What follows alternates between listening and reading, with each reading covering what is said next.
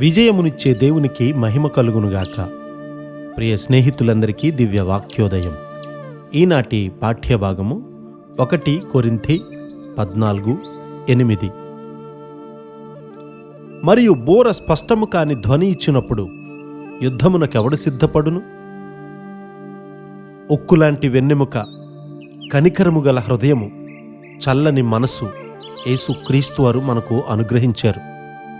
ప్రపంచమంతటికీ చాటి చెప్పే సమయము వచ్చింది. క్రియల ద్వారా మన ప్రేమను వివరించే సమయము ఇదే. బోర మనలను మేల్కొల్పాలని కోరుతూ ఉంది. మన ప్రభు అయిన యేసుక్రీస్తు వారి స్వరము విన్న పరిశుద్ధుడైన యోహాను గారు దానిని గూర్చి ఇలా వ్రాస్తూ ఉన్నాడు. ప్రభువు దినమందు ఆత్మవశుడనై ఉండగా బోర ధ్వని వంటి గొప్ప స్వరము నా వెనుక వింటిని. ప్రకటన 1:10-11. ప్రభు అయిన యేసుక్రీస్తు వారి యొక్క స్వరము నీ హృదయంలోనూ మనస్సాక్షిలోనూ మ్రోగినప్పుడు అది ఒక బోర ధ్వని వలె ఉంటుంది. దానిని నీవు నిర్లక్ష్యము చేయలేవు. దేవుని సత్యము బోర వలె ప్రకటింపబడాలి. యెషయా 58:1 మనం చదివితే, తాళక బోర ఊదినట్లు ఎలుగెత్తి బిగ్గరగా కేకలు వేయుము, వారు చేసిన తిరుగుబాటును నా జనులకు తెలియజేయుము, యాకోబు ఇంటివారికి వారి పాపములను తెలియజేయుము అనే లేఖనము మనకు తెలియజేస్తూ ఉంది. అవును, స్పష్టముగాను బిగ్గరగాను ధ్వనించడానికి మనకు బోర అవసరం. మన దేశాలలో హెచ్చరికనిచ్చే బోర ధ్వని కనిపించడం లేదు.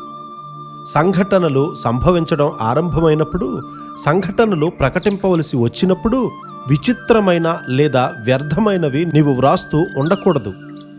నాస్తికులు, కమ్యూనిస్టులు వారి నిద్ర నుండి మేల్కొని యేసయ్యను పట్టుకోవడాన్ని నేను చూశాను. ఆత్మ విషయాలను వివేచించవలసిన విషయాలకొస్తే అనేక మంది అనుభవ జ్ఞానము లేనివారుగా ఉన్నారు. పేరు ప్రఖ్యాతుల వెంబడి మనం ఉన్నాం. బహుశా కొంచెము స్థానము సంపాదించాలని, ఏదో ఘనత మహిమలు గల స్థానము కావాలని, తరువాత వెంటనే విజయము కావాలని మనము ప్రాకులాడుతూ ఉన్నాం. మోకాళ్ల సాధన మనకు ఇష్టం లేదు. ప్రార్థనలో పోరాడడం మనము కోరుకోవట్లేదు. దుఃఖపడటాన్ని మనము కోరుకోవట్లేదు. దేవుని యొద్దకు చేరి ఉజ్జీవాన్ని కలిగించి దుఃఖముతో కూడినటువంటి మొర్ర మనకు ఇష్టముండట్లేదు. మనము హెచ్చరింపబడదాం. దాచబడిన పాపాలే శక్తిహీనతకు కారణమని గుర్తించుదాం. నీవు సిలువ దగ్గరకు వచ్చి నిన్ను నీవు తగ్గించుకున్నట్లయితే అక్కడ నీకు స్వస్థత ఉంటుంది. వేషధారణ నుండి స్వాతంత్ర్యం అక్కడ ఉంటుంది. నీవొక నూతనమైనటువంటి వ్యక్తిగా మారిపోతావు. పట్టు వదలని తీర్మానము, సంసిద్ధమైన దీనత్వముతో ఉన్న ప్రతి ఒక్కరిని దేవుడు దర్శించునుగాక. ఆమేన్.